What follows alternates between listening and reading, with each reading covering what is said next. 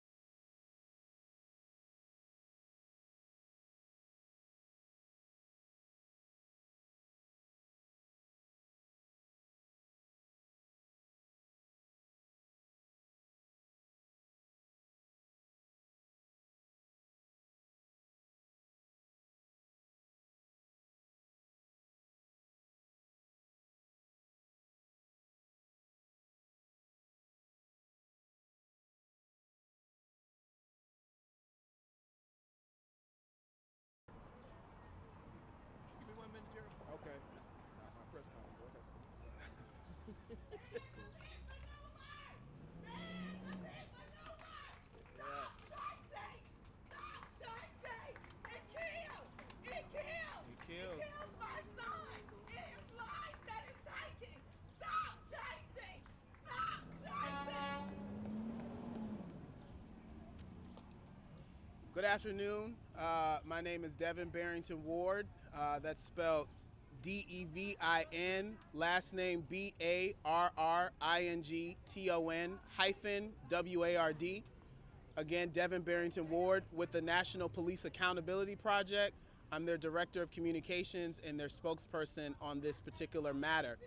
I am going to kick off our press conference, but we have one of our elected officials from the city of Atlanta who has another obligation who would like to speak first. So I'd like to introduce Councilmember Bakhtiari, who will say a few remarks on behalf of herself and some other members of council. Thank you. Can everyone hear me okay? No? Louder? I will try to speak really loud. How's that? Good? Okay. My name is Liliana Bakhtiari. Press, do you need me to spell that? I'm guessing so. L-I-L-I-A, well, I won't yell that part. L-I-L-I-A-N-A, B as in boy, A-K, H, T as in Tom, I-A-R-I. I'm the council member for District 5. I'm here speaking on behalf of myself and Councilmember Faroki. This is a part of the district that I will have next year. There's a lot that I can say about traffic calming, the things that need to happen. I'm gonna allow that to be said by the Little Five Points community, and I'm here specifically to talk about the murder that was committed against Cooper yesterday and the pattern of Georgia State Patrol speeding on these streets, not caring about their own lives, not caring about human life, and through their actions repeatedly show us that human beings in this city and abroad are disposable. Chases should not happen. Chases are not safe. Moreland may be a state highway, but it goes through a community and a neighborhood. We have the technology and the ability to apprehend people who are committing illegal acts and speeding in these communities without exacerbating the situation.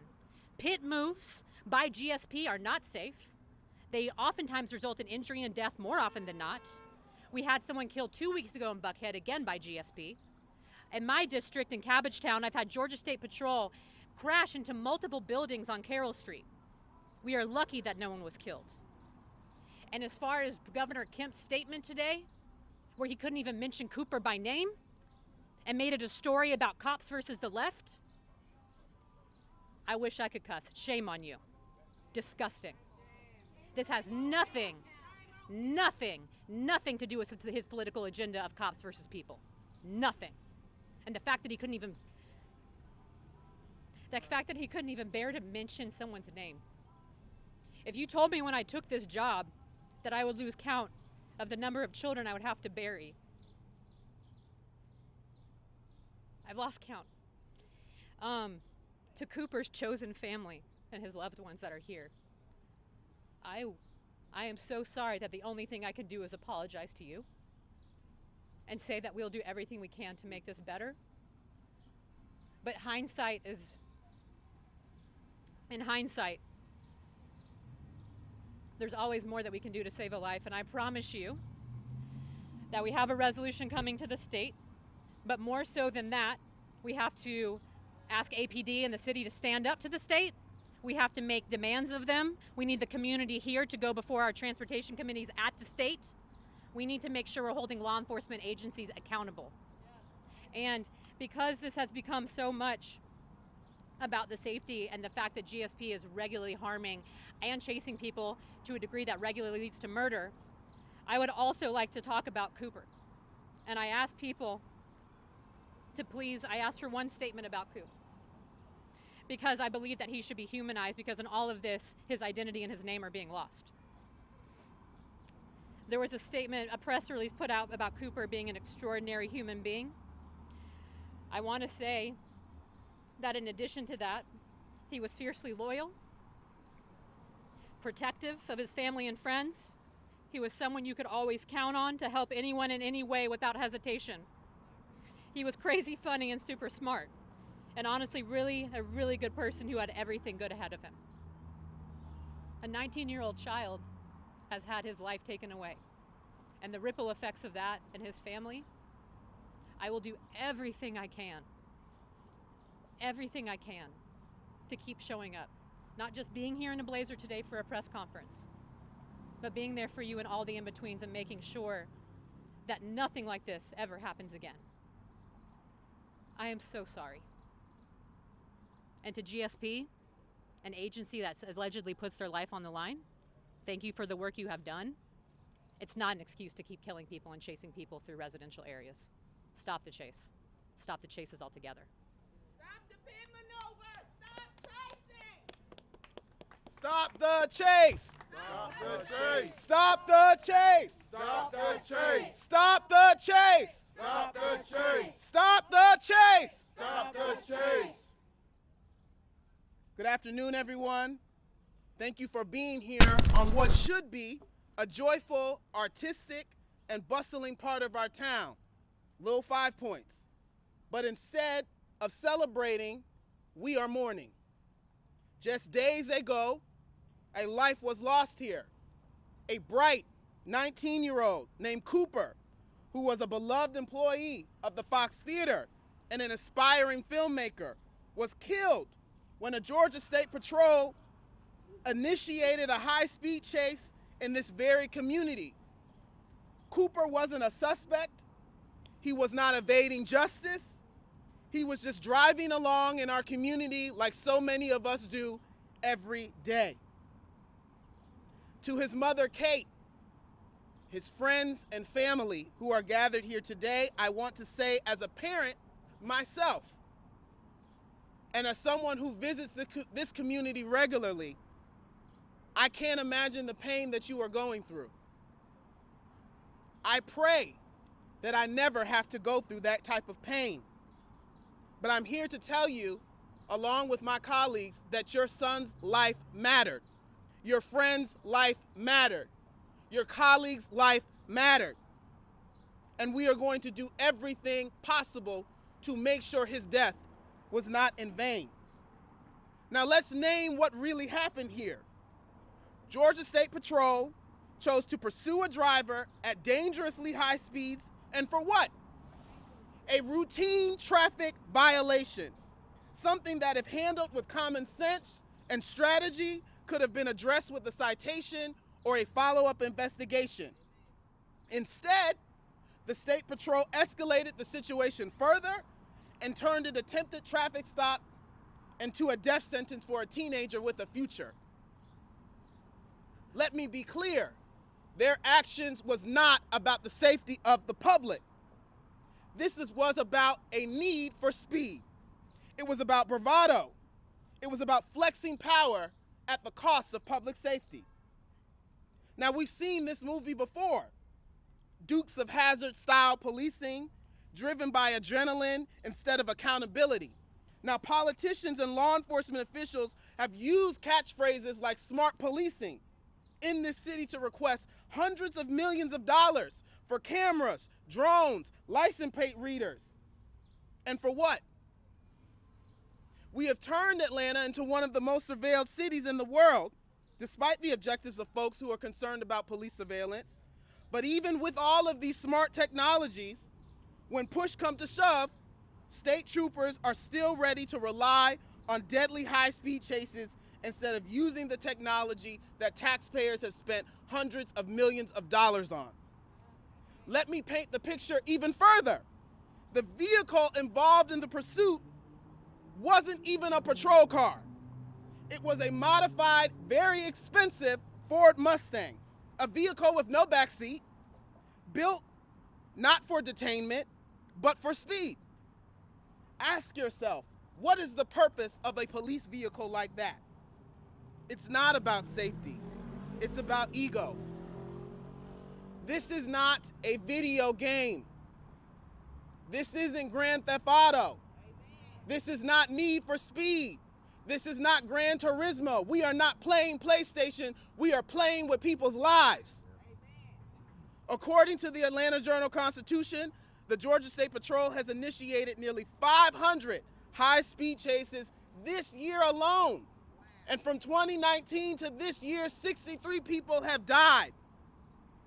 These chases result in crashes, injuries, and death. And oftentimes, like Cooper, the people who die are innocent bystanders. And so we are calling for an immediate end to these dangerous pursuits. Stop the chase. Stop the chase. Stop the chase. Stop the chase. Stop the chase. Stop the chase. And let's be clear, other states have stopped the chase. Several states have implemented no chase laws or restrictive state pursuit policies to regulate high-speed police pursuits. These states include California, Florida, Michigan, even Texas are among them. In California, for example, the Highway Patrol there have strict guidelines that limit pursuits to situations where the suspect is wanted for a violent felony or poses an immediate danger to public safety. And no, their crime rates did not spike. This is not a radical ask. It's rational. While we believe that we should end all police chases, we are calling for 3 immediate common sense reforms to the chase policy for GSP. And that includes restricting high-speed pursuits to violent felonies only, requiring supervisory approval before initiating or continuing a pursuit, banning chases and pit maneuvers, particularly in densely populated areas like this, residential neighborhoods like this, and pedestrian-heavy corridors like this. These reforms, while we are very pleased to have members of our state legislature here today, does not require an act of the General Assembly. We can change this policy today. Governor Brian Kemp has the authority to make these changes without waiting for the legislature. He just needs the political will. And Mayor Andre Dickens, who has worked closely with GSP and the governor on public safety, must also join us in this call. Now, I want to address something directly. Governor Kemp released a statement via his spokesperson after this incident, and he did not mention Cooper's name. Not once. He only blamed the suspect and implied that those of us who are calling for restraint or reform are somehow opposed to law enforcement. Let me be clear. The driver absolutely bears responsibility. Should she have run from the police? No. But what we also must recognize is that there's well-documented cases of racism, abuses of power, civil rights violations, and deadly use of force, oftentimes disproportionately used against Black people, brown people, and undocumented communities. Law enforcement must acknowledge and own that truth if we are ever going to really build true public safety in this city. But here's the most important point. Of the 3 people that were involved in this chase, only one of them was sworn to an oath to protect and serve. Only one of them was sworn to an oath to protect and serve. Why are we holding state troopers to a lower standard than the people they are chasing? And if we are not going to hold them to a true standard, then what is the point of having law enforcement in the first place? And so we know what the solution is. This is not something that we need to study. We've got the data. We know that police chases are even unsafe for the police. They're injured at higher rates in police chases than they are from gunfire.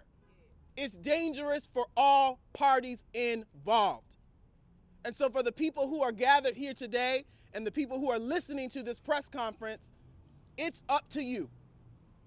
The governor has already issued a tone-deaf statement, but we must make him hear us loudly and clearly to stop the chase. Stop the chase. Stop the chase. Stop the chase. Stop the chase. Stop the chase. Stop the chase. Stop the chase. Stop the chase. Now we are also joined by members of the General Assembly, mostly members of the State House of Representatives, but we also have a member of the State Senate as well. And so I'm going to pass it over to them because not only do they have background information on the attempts to rein in these type of dangerous police chases, but many of them were here at the scene at a restaurant across the street when the chase took place.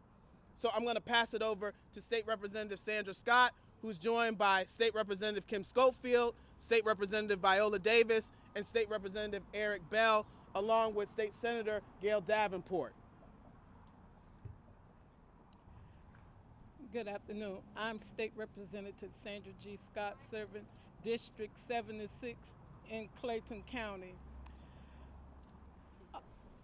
speak up. Okay. The other night, we were having a pre-birthday celebration dinner over here at Hudson Grill, and the car was speeding down the highway, and the police was behind them.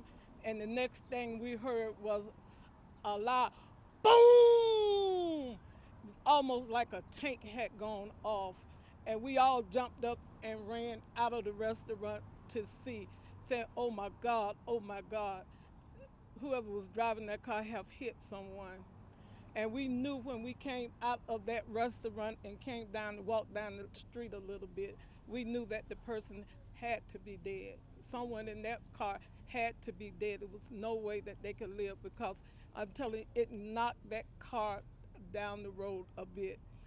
And our heart we just went to praying and asking God to have mercy on whoever it was and have mercy on their family, because we know the pain that that family was going through. And then the young lady came back into the restaurant to say that it was a young man, and he was killed on impact, and that his mother worked down the street. Um, and so they didn't know whether he was coming from visiting his mother, or just on his way home. But we felt the pain in our hearts, because we know, as parents, we don't want to see anything happen to our children, because we live for our children to hopefully be able to bury us, not we bury them. But I could say that I'm going to ask the governor to do a executive order and stop the chase. Stop the chase, because we know that these chases are not beneficial for either family, not even for the GPS. It's not beneficial for them. So with that, we're going to send the governor a letter asking him to stop the chase, because we must try to save people's lives. You can get a tag number, and you can go and research that tag number later and go and find that individual. We must stop these chases, because too many innocent people are dying. And so I will say to you all and to the parents, my heart hurts for you, and you have my deepest sympathy and condolence. And may God be with you during this trying time. Thank you. Come on. You have previously had legislation. Good evening, good afternoon. I'm State Senator Gail Davenport, and first let me just say to the family, deepest condolences to you for the loss of Cooper. I had a bill a couple of years ago in the state Senate, SB 138, and this past session we reintroduced that, and it's Senate Bill 319 concerning vehicular pursuits. We just feel that innocent people should not be killed, and that at some point police officers should call off these police chases so that innocent people will not die. There should be some standard, some type of procedure in place that says that everybody follows. All law enforcement will follow this and make sure that we do not have these high-speed chases going on. And this year's bill 319 was in honor called the Dorothy Mae Smith Wright bill. She was a graduate of Marsh Brown College. She was a grandmother. She was killed right there in Southwest Atlanta. She was killed, and her two grandchildren were killed. They were thrown out of the car, and one of the children, the police officer didn't even know that they were in the car and they were laying out there. So at some point you need to stop this. We had in the bill to try to stop it unless there is emergency where you have a murder, a person aggravated battery, assault, any type of felony, kidnapping, rape, those type of things we know. But a traffic violation, at some point you need to call off the chase. so that innocent people will not die. We had pushback on that from the Sheriff's Association. And we are saying that you need to look at this, you need to revamp and call it what it is, and talk about safety. It's in public safety now, but I support this effort here to call on the governor. It takes advocacy to get things done, and a bill might sit forever. But if you are out here in these streets saying that you want to change, then change will come. Thank you so much for being here.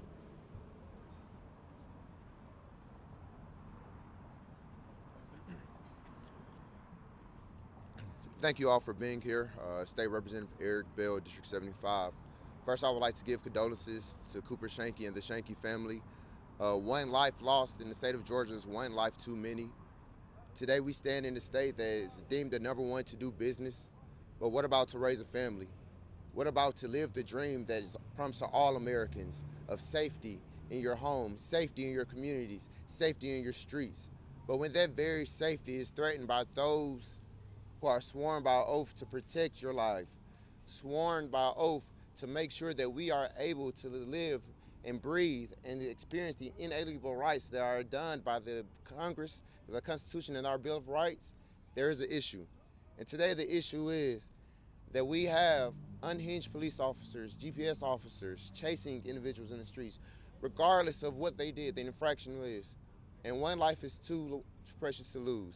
So we must call on the governor to issue an executive order, to call on the leader of this state, a leader that leads us all, not black, not white, not Asian, not Haitian, not Caribbean, not Christian, not Jewish, not Muslim, but Georgians.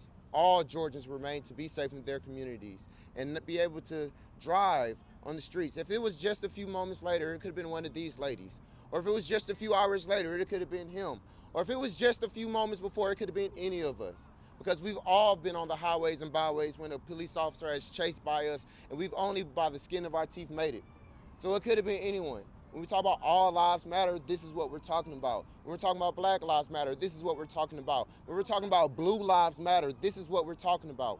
Because as a member of the state legislature, it pains me that we go day in and day out and give morning orders to the members of the GSP that have died from pit maneuvers, that have perished because they were involved in the chase of someone else. This not only shatters a family, but this shatters communities. And what we are doing now is picking up the shattered dreams of families and mourning their loved ones. So please, I implore you to not just stop here, but to make sure you make your way down at the Capitol, to the transportation committees, to the public safety committees, to the governor's office, to my office, to these offices, so that we would no longer have to mourn the lives of Dorothy nor Cooper or all the names that we come to know today.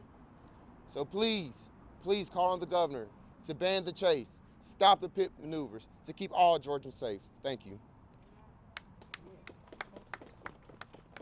Again, just to add some context to this, 500 chases in 1 year alone, 63 people killed from 2019 to up till now, call it 64. When is enough going to be enough?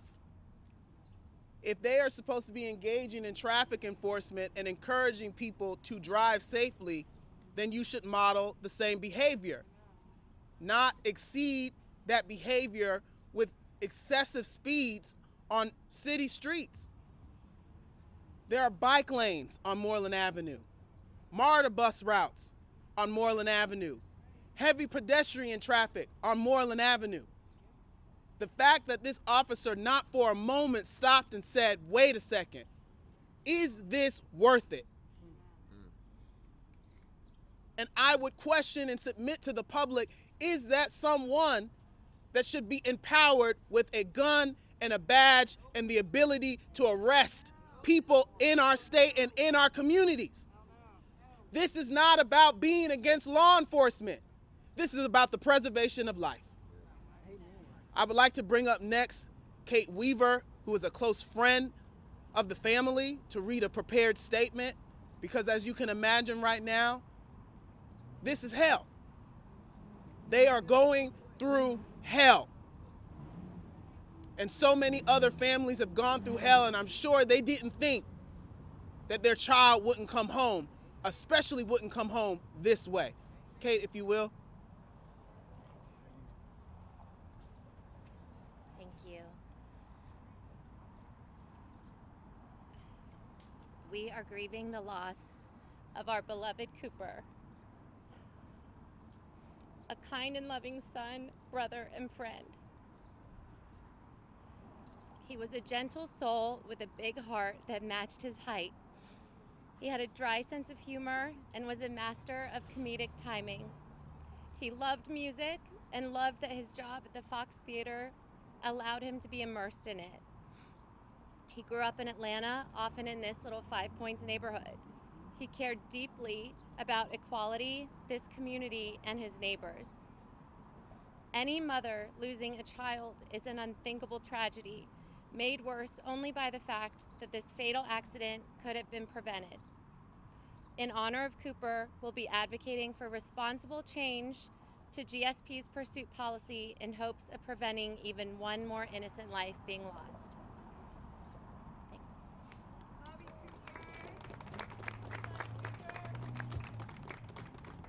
Our next speaker will be Attorney Gerald Griggs, who is the president of the Georgia NAACP. First and foremost, I want to issue on behalf of the Georgia State Conference of the NAACP my condolences to Cooper's family. This should not have happened. Far too often we are at events like this, whether that's vigils, press conferences, funerals, and ultimately down at the Hall of Power to try to advocate on behalf of families who've been affected by police brutality and the lack of police accountability. And that's exactly what this is. And so we join in the call of these elected officials, the activists, the family, to the governor. First and foremost, Governor, you need to say Cooper's name. You need to say his name. Say his name. Secondly, there needs to be reform on the Georgia State Patrol. Far too often we've called for this, whether that's transparency through body cams or stopping the chase. Because let's be clear, as Devin and others have outlined, this is the most surveilled city in the world. We have flock cameras everywhere. We have drones everywhere. And even in the last century, there was an old saying that you can't outrun the radio. So if you are chasing somebody for a minor traffic infraction, all you have to do is radio ahead. All you have to do is check the flock camera to determine what part of the city they're in and where their car stopped. How do I know? I see it every day in courtrooms. I literally just left the courtroom. And so for people to say, well, it's about public safety.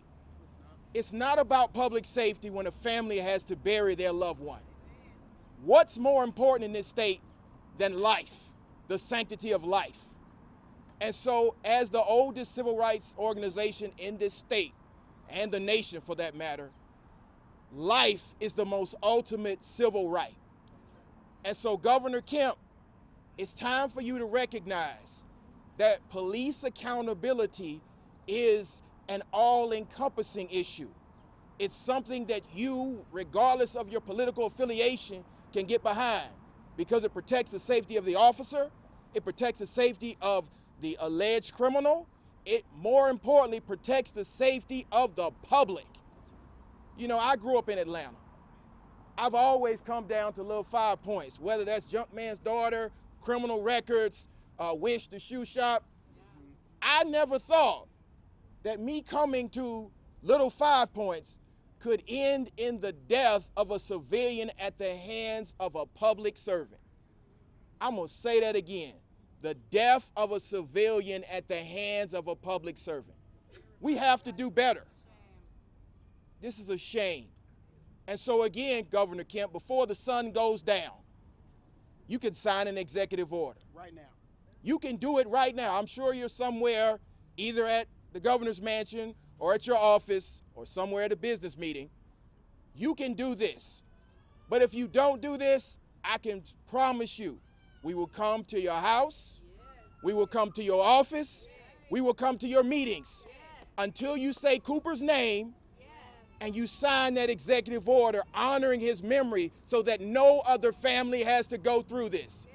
So on behalf of the Georgia State Conference, We will be behind you 100%, and we will make sure that this happens. Thank you.